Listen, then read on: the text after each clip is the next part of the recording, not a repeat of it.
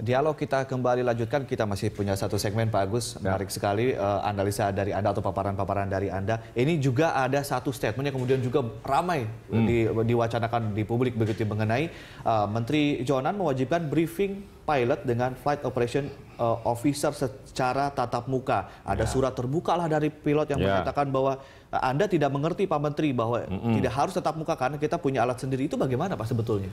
Ya memang saya paham betul bahwa karena Jonan merasa ini ada nggak beres, dia mau rapikan dulu caranya itu. Nanti pasti akan dilepas karena nanti pasti akan pakai ICT. Semuanya kan sekarang kayak waktu dia di kereta api kan juga dia pecah begitu loh di ICT kan sehingga orang mudah pakaiannya online. Nah pilot itu sekarang pegang tablet, dia bisa lihat kemana gitu ya. Kalau pilotnya waras kan pasti tidak mungkin lah mau mencelakakan. Dia kan ada di situ. Nah makanya yang namanya tadi inspektor. Anda mau bilang pilot ada yang tidak waras? Loh, makanya saya katakan bahwa pasti waras kan nanti dibilang, oh kalau kan Jonan bilang kalau nggak itu nanti keselamatan bersafety berkurang kan gitu.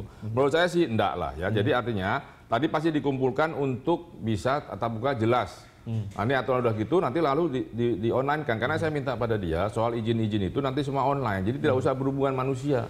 Sehingga kita lihat kalau dia sudah dikasih flight approval-nya oke, selama beberapa hari, tinggal dilihat kalau dia mau ngerubah, dia tinggal ngerubah aja, masukin data, boleh nggak? Kalau dia boleh, dia kedip-kedip hijau berarti oke, semua oke, ATC oke, dan semua oke. Tapi resikonya kalau misalnya mau di-online kan, ada penolakan besar tentunya dari Badan Kemenhub sendiri begitu ya? Lah ya penolakan itu kan ada yang pedagang izin tadi. Lalu tadi yang saya bilang patut diduga kantongnya tipis kan, karena tidak ada kontak mata kan. Sekarang semua ketika tidak dikontakkan kan menjadi ciut. Kan DKI aja, Pemprov DKI mau semuanya tidak kontak supaya tidak ada pungli tadi gitu. Jadi kalau tatap mata berkurang, uang jadi dikit begitu ya? Ya tatap muka kan. Jadi buat si perusahaan kan dana itu bisa untuk safety, untuk meningkatkan pelayanan kan begitu. Pak Agus, ini kan evaluasi sedang berlangsung, artinya evaluasi adalah ke belakang. Nah, kedepannya ini seperti apa? Harusnya seperti apa kebijakan mulai dari pricingnya, mulai dari kemudian izinnya. Namanya regulator itu dia harus mengatur.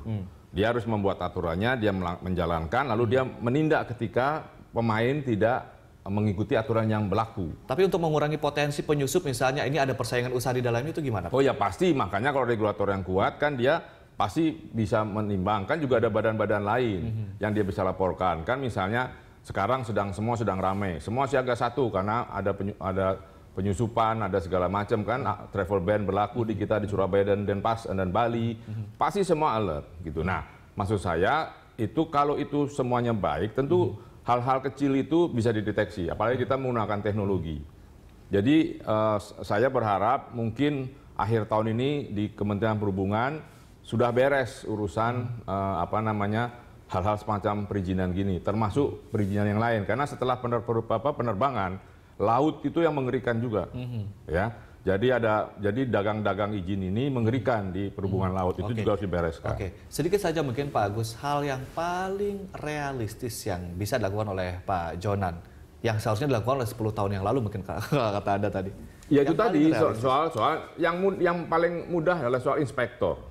Soal perizinan, itu saja sudah bereskan, inspektor dan perizinan. Itu kan terkait dengan safety.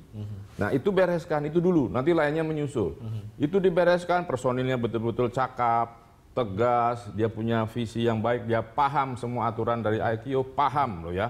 Bukan hanya bisa membaca, paham. Karena kadang-kadang di Kementerian Perhubungan itu bisa baca, diterjemahkan bahasa Indonesia salah. Nah jadi itu harus jelas.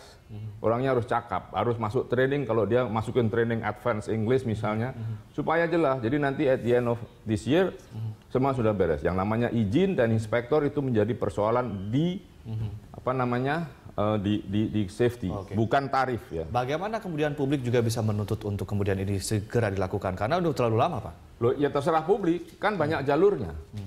Ya kan, banyak jalurnya. Sehingga bisa dilakukan, mau nuntut silahkan, mau itu silahkan. Dan saya rasa Menteri Perhubungan siap, atau Dirjen Perhubungan siap. Untuk di PTWN kan lah, atau di class action kan, silakan saja.